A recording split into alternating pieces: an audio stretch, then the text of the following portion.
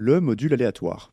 Bon, évidemment, c'est pas le module qui est aléatoire, hein, c'est un module qui traite de l'aléatoire. Il te propose de jouer avec des chiffres choisis aléatoirement entre deux bornes et plein d'autres chouettes trucs. Nous, on ne va s'intéresser qu'à 3 éléments qui peuvent être utiles et 2 d'entre eux, je te demanderai de les utiliser plus tard d'ailleurs. D'abord, comme pour le module maths, on va commencer par importer random cette fois-ci, parce que random en anglais signifie aléatoire. Sinon, on ne pourra pas se servir de ce qu'il propose. Ensuite, on va encore une fois utiliser les fonctions, mais de la même façon que pour le module maths, je veux dire. C'est-à-dire qu'on va commencer par indiquer random point, et ensuite on va voir les différentes possibilités qui s'affichent à l'écran. Ici, comme déjà dit, on retiendra que 3 fonctions, 3 exemples. Le premier exemple, c'est random.randint, qui va permettre de récupérer un entier aléatoire entre une borne inférieure et une borne supérieure.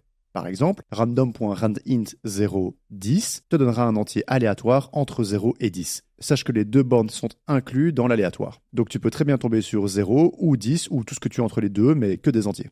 De la même façon, random.random te donnera un float aléatoire, à savoir un nombre à virgule, qui sera compris entre 0 et 1. Et ces bornes, elles aussi, peuvent être sélectionnées. Donc ton résultat sera 0, 1 ou n'importe quelle valeur entre les deux.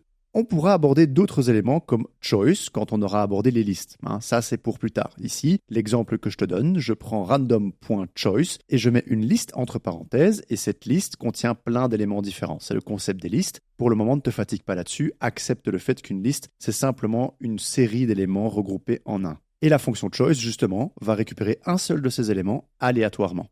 Grâce à ce module, on s'amusera à coder un tout petit jeu, mais bien plus loin dans la matière. Si tu veux en savoir plus sur l'aléatoire et le fait qu'en réalité, créer un vrai nombre aléatoire pour un ordinateur, c'est extrêmement compliqué, voire limite impossible, je t'invite à te renseigner à ce sujet. Parce que très franchement, expliquer ici clairement pourquoi c'est compliqué, voire impossible, prendra un temps monstre et apporterait une valeur ajoutée tout à fait minime, voire éventuellement même négative. Crois-moi, renseigne-toi, c'est vraiment intéressant. Moi, je vais préparer la suite. Du coup, bisous, à plus.